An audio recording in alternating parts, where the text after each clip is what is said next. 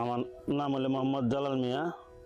আমি সক্ষম এই অফিসের থেকে কাজ করছি। আগে চুষা চাষ করছিলাম, এখন আমি কপি চাষ করতেছি।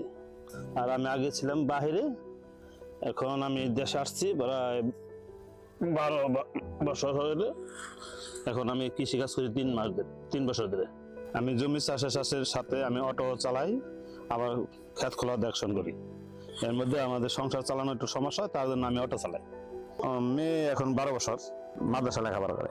পরবর্তী যতদিন পর আবার এতদিনই, এর কোনো মানা নাই। আমার একটা মেয়ে শুধু, আমার কোনো ছেলে নাই। মা বাড়ি বয়স্ক, চলাফেরা করাবার না, বাসায় থাকে। গিন্নি বাড়ি কাজের জন্য ভাত রান্না করার ছেলে মেলে, আর আমি কৃষিকাজ করি আর অটো চালাই। এই তাই সে যাচাই করছে, এখানে দেখছে আমি কি কেমনে কি দিই না দিই, সার বিষ কেমনে দিই, কত টাকা লাগে না লাগে সব দেখছে। আমাদের নলি কিনা আনার লাগে, সুতলি কিনার লাগে, মাঝে মাঝে কাজের লোক আনা যায়, একলা কাজ করা যায় না। যেমন এই ক্ষেত্রে গোবর ফেলা লাগছে প্রায় 6, 7, 8, 9 ব্যান। লোক লাও লাগে, ব্যান লাও লাগে। তারপর লোক খাটাতে গেলে টাকা লাগে। একদিন লোক খাটাইলে তার 700 টাকার লোক দেওয়ার লাগে। এই 700 টাকা না দিয়ে নিজে খাইতে ঠিক করি। একদিন না করে 3 দিন করি, 3 দিনে খুব এটা শেষ করছি। আমি পারতাম না, ইউটিউবের থেকে আমি শিখে আসছি।